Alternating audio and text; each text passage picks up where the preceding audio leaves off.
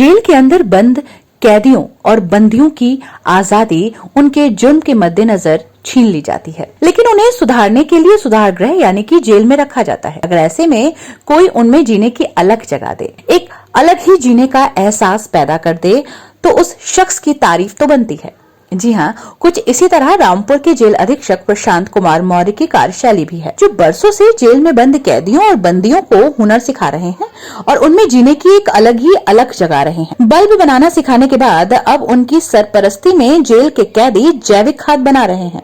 आइए आपको दिखाते हैं कि क्या है ये पूरा किस्सा। रामपुर जेल अधीक्षक प्रशांत कुमार मौर्य उन होनहार अफसरों में से एक हैं, जो बरसों से ढर्रे पर चली आ रही जेल प्रशासन की पुरानी व्यवस्था को बदलने का प्रयास करते रहते हैं।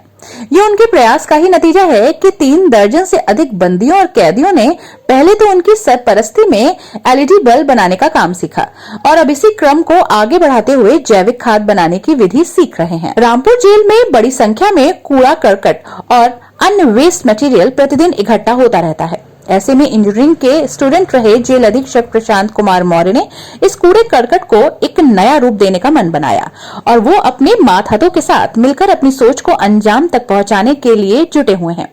जिसका नतीजा ये हुआ कि तमाम कूड़ा करकट जो जेल के कैदियों और बंदियों के सहयोग से परिसर में निश्चित स्थान पर एकत्रित किया गया और यहीं से शुरू हुआ कल्पना का वो सिलसिला जो अब कुछ केचुओं के माध्यम से जैविक खाद बनाने के रूप में पूरा हो चुका है। प्रधानमंत्री नरेंद्र मोदी की अगुवाई में केंद्र सरकार द्वारा जगह जगह कौशल विकास कार्यक्रमों के माध्यम से लोगों को हुनर सिखाया जा रहा है। अगर सही मायनों में पीएम मोदी के इस सपने को पूरा करने की सही जगह तलाश की जाए तो उसमें से एक है रामपुर की जिला जेल। जी हाँ, यहाँ पर जेल अधीक्षक प्रशांत कुमार मौर्य की सरपरस्ती में प्रतिदिन कैदियों को एलईडी बल्ब बनाए जाने का काम तो सिखाया ही जाता है, साथ ही अब उनको जैविक खाद बनाने की विधि भी सिखाई जा रही है। जी हाँ, आपको बता दें कि जेल प्रशासन की मंशा साफ है कि जो भी कैदी अपनी सजा पूरी करने के बाद जेल से निकलें, वो किसी अपराध की तरफ दोबारा ना जाएं, बल्कि जेल से सीखे गए अपने हुनर को अपनाएं और शरीफ और आम नागरिक की तरह अपना जीवन बिताएं। जेल के अंदर जैविक खाद बनाने का एक ट्रायल के तौर पे हम लोगों ने अभी प्रोजेक्ट शुरू किया है और इसमें प्राथमिक इसका उद्देश्य ये था कि कारागार के अंदर जो कृषि योग्य भूमि है, इसमें बंदियों के प्रयोग के लिए हम लोग सब्जियां वगैरह के उगाते हैं, तो इस भूमि में लंबे समय से केमिकल खाद का हम लोग उपयोग कर रहे थे और इसकी में जो जैविक तत्व होते हैं मिट्टी में धीरे धीरे कम हो जाते हैं। तो इन तत्वों को बढ़ाने के लिए मिट्टी में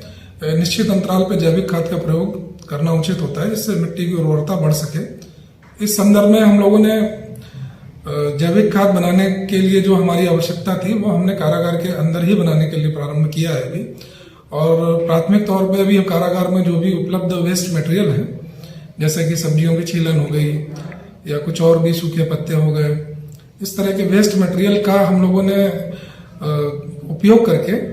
ये जैविक खाद बनाने का कार्यक्रम अभी प्रारंभ किया है। और इससे जो है कि जेल को दोहरा लाभ होगा। एक तो हमारा जो वेस्ट मटेरियल है वो भी कुछ मात्रा में यूज हो सकेगा और साथ ही इससे जो खाद बनेगी उसकी भी क्वालिटी बहुत अच्छी होती है। तो ये कारागार के अंदर जो खेती योग्य उपलब्ध भूमि है इसमें हम इस्तेमाल करेंगे, जिससे हमारे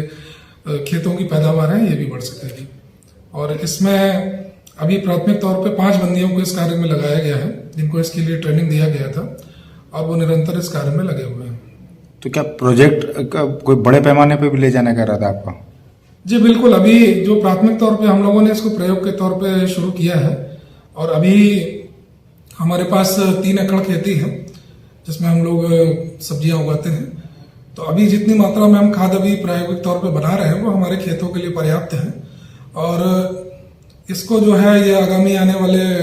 अप्रैल माह में ये तैयार हो जाएगी, जिसको हम लोग अपने खेतों में प्रयोग करेंगे। और कारागार के अंदर चूंकि वेस्ट मटेरियल जो है ये काफी मात्रा में जनरेट होता है, तो इसके आगे हमारा ये प्रयास रहेगा कि हम इसको जो है और बड़ी मात्रा में बनाएं और हमारे उपयोग के अतिरिक्त जो ये अधिशेष के रूप में जो उपलब्ध होगी तो हम इसे बाहर आवश्यकता अनुसार भी अन्य संस्थाओं को या जो इसके लिए जिनको जरूरत होगी उन्हें हम दे पाएंगे।